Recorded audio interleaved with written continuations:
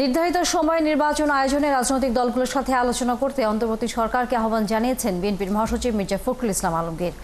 জাতীয় প্রেসক্লাবে গণতন্ত্র মঞ্চের আলোচনা সভায় বিএনপির মহাসচিব এই মন্তব্য করেন। তিনি বলেন, নির্বাচন দিতে যত দেরি হবে পরিস্থিতি তত ঘোলাটে হবে।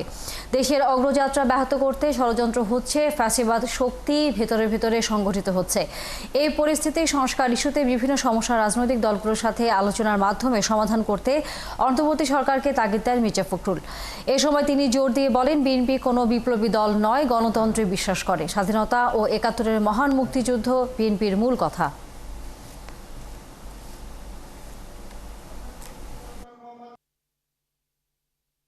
সংস্কার তো আমরাই করেছি, সবাই মিলে সংস্কার তো আমরাই দিয়েছি, সুতরাং প্রশ্ন উঠতে পারে না। যেটুকু সমস্যা আছে এটা আলোচনার মধ্য দিয়ে শেষ হতে পারে। সুতরাং সরকারকে আহ্বান করবো, অযথা বিলম্ব সৃষ্টি না করে সমস্যাগুলোকে চিহ্নিত করে রাজনৈতিক দলগুলোর সঙ্গে কথা বলুন, কথা বলে সেই সমস্যা শেষ করে নির্বাচনের দিকে এগিয়ে যান। সেটাই বোধহয় একমাত্র পথ।